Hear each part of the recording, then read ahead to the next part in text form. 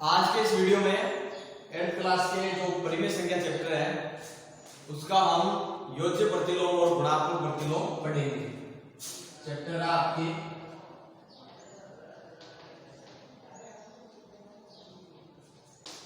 परिमेय संख्या। योज्य प्रतिलोम क्या होता है और गुणात्मक प्रतिलोम क्या होता है? सबसे पहले मैं इसकी डेफिनेशन परिभाषा लिख रहा हूं।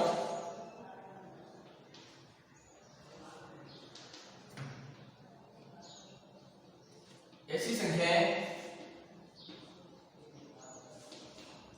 जिनका योग शून्य हो, जिनका योग क्या हो?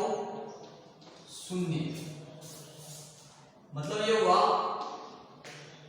कि मान लो आपके 7/19 है, माइनस के 9/5 है और 1/21/-31।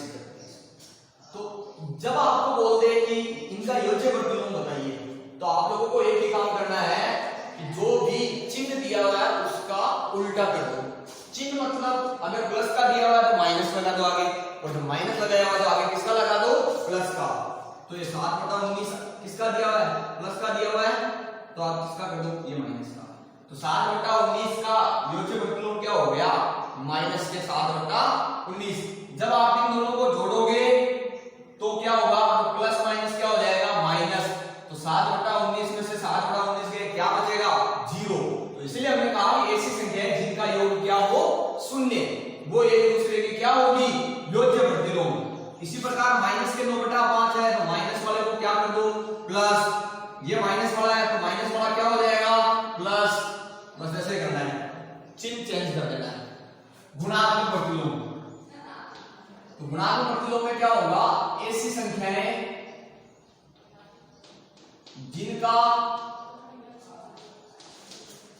गुणनफल योग नहीं आएगा और गुणनफल और वो शून्य नहीं होगा, 1 होगा।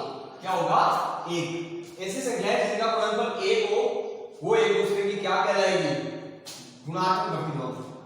माइनस का 17, इसमें क्या करना है?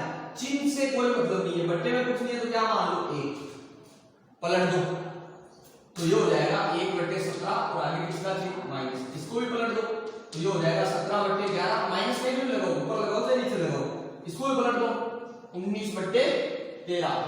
बस हो गया कंप्लीट। इतना ही है। तो आज के इस वीडियो में आपके योज्य प्रतिलोम और गुणात्मक प्रतिलोम था।